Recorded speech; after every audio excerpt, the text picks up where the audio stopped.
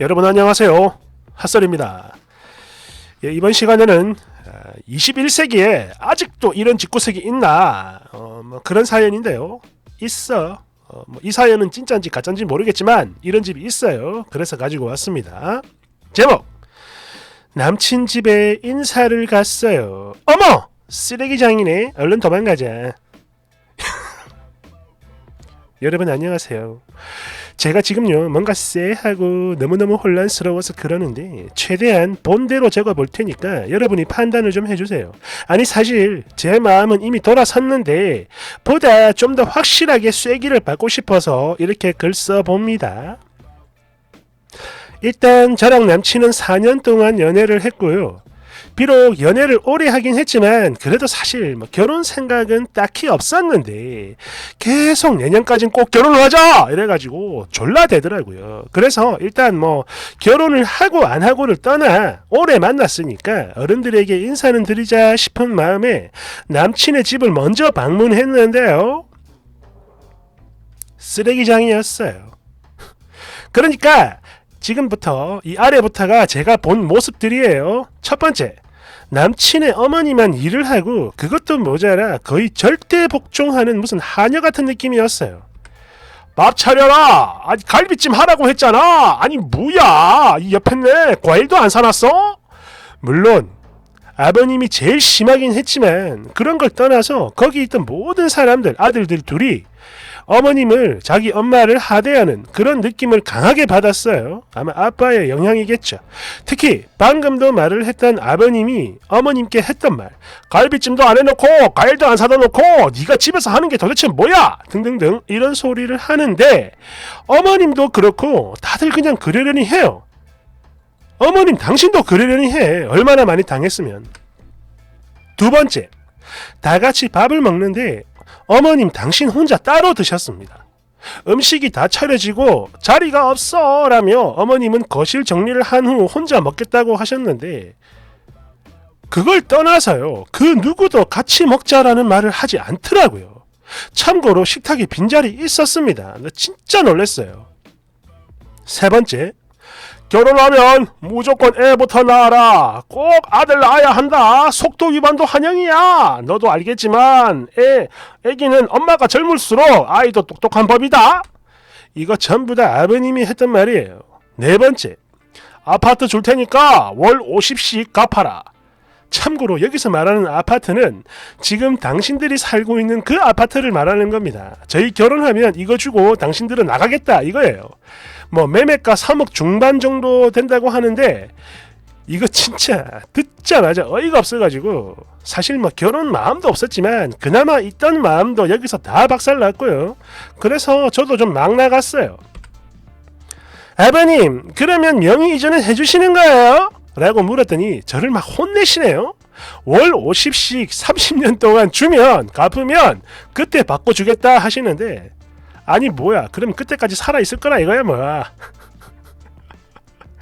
아무튼 여기가 제일 이해 안 되는 부분인데요. 30년이 다 된 아파트에 리모델링은 또 저희 몫이라고 합니다. 다섯 번째, 우리가 집을 해주는 거니까 예단이랑 예물 이런 거 잘 받고 싶어 라는데 아니 그러니까 어떤 집이요? 도대체 어떤 집을 해주는 거냐고. 여섯 번째, 이게 제일 화가 났어요.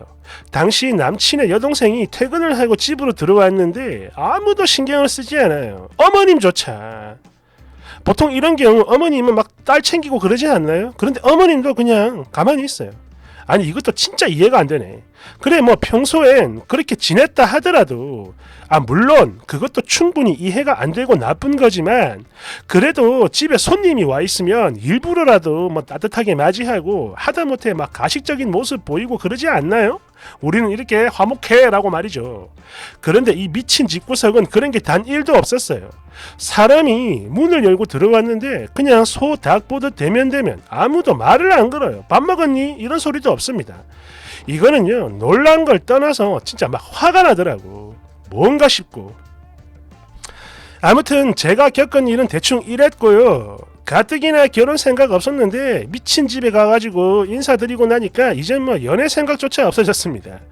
일단 집 문제가 제일 이해 안 되고요. 어머님이나 여동생을 사람 취급 안 하는 것도 마찬가지고 제 상식에선 이해가 안 됩니다. 그리고 이건 화가 났어요.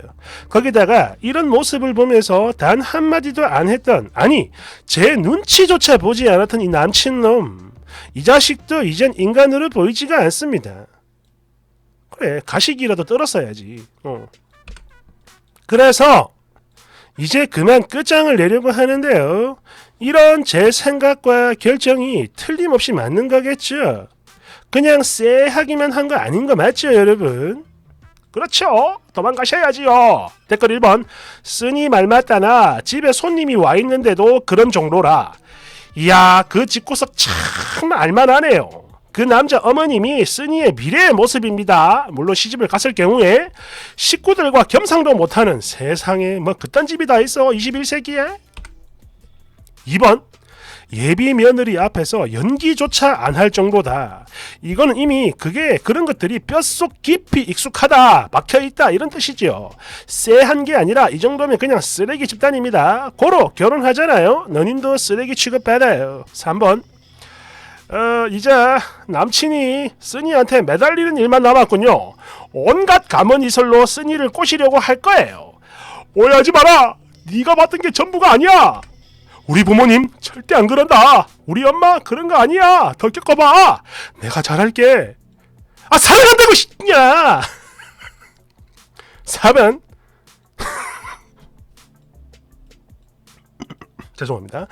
손님 앞에서 안주인에게 저렇게 막대하는 집안, 그런 인간의 아들이 뭘 보고 배웠겠나요? 보아하니 그 집 딸은 조용히 탈출 기회만 노리고 살고 있는 중일 거예요. 그러니까 너는 아예 들어가지도 마.